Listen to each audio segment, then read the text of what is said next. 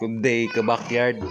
For today's video ay papasilip ko na naman sa inyo yung ating incubator. So ayan, halos mapuno na po yung ating incubator. Dalawang tray na lang po yung ating bakante. So ayan, tatlong tray pala. Tatlong tray yung bakante dahil niluto ni Mrs. yung isang tray para po sa ating pinagtatrabuhan. Ibibenta natin doon. So ayan, nung nakaraang araw ay puno po ito dahil sunod-sunod yung ating supplier. Tapos ito po ay nabawasan na natin, naibenta natin kahapon yung isang tray, at ang isang tray naman ay niluluto natin. So ayan, yan po yung ating nakasala ngayon, 7 tray. So sana po ay tuloy-tuloy na po ay yung ating supplier ng itlog dahil malakas po yung ating bintahan ng kilaw na balot tsaka yung luto na balot. Sa katunayan po ay nagbibenta po tayo ng mahigit 50 pieces na balot doon sa ating pinagtatrabahuan po. At kayang-kayang ubusin yung 50 pieces balot, lalo na po kapag sahuran ng ating mga katrabaho doon.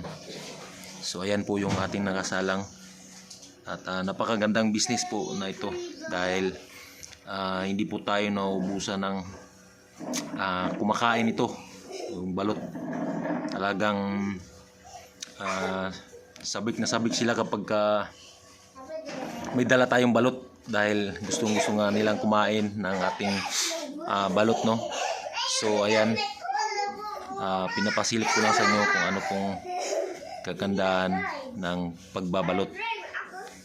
Unang-una po, mabenta tsaka mabilis sa kitaan. 16 days pwede na nating ibenta yung ating balot. At mas maganda kung may sarili tayong incubator gaya nito, yung DIY natin.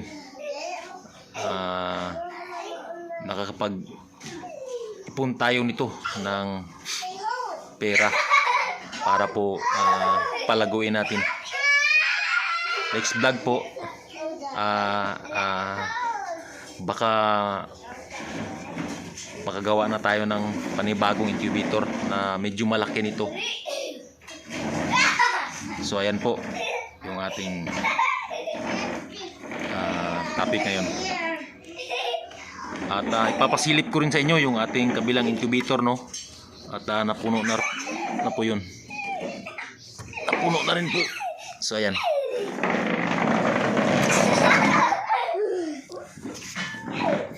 Ito po yung ating isang incubator na ito po ay nasa 7 tray. Meron mo palang bakante yung ating extension dito sa taas kapag maraming itlog. Ayan. So ayan, sumindi yung ilaw. Yun. Ayan po yung ating Rhode Island Red na pinapisa natin rito. 2 piraso po. Ayan. Hindi kasi tinuloy ng native na inahin, native na manok, kaya dito natin tinuloy. Iniwanan tong 2 to at napisa naman po. So ayan,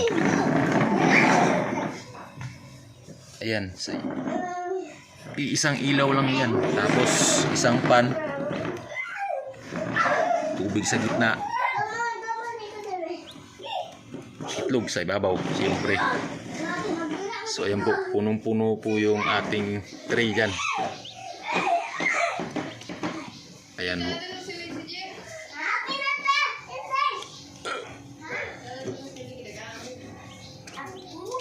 So ayan lang po sa araw na ito at mayroon pa pula. Naglagay na tayo ng tawag nito. Siguro tawagin na lang natin tong tagging. Ayan. Meron na po siyang tagging. Ayan. May mga tagging na po yan. Dahil para hindi na tayo magsusulat sa mismong itlog, dito na sa mismong tray. So ayan lang po sa araw na ito at maraming salamat po sa panonood at happy farming po sa ating lahat. Sana po suportahan niyo po itong ating munting channel at maraming salamat po sa panonood. Happy farming. Bye bye.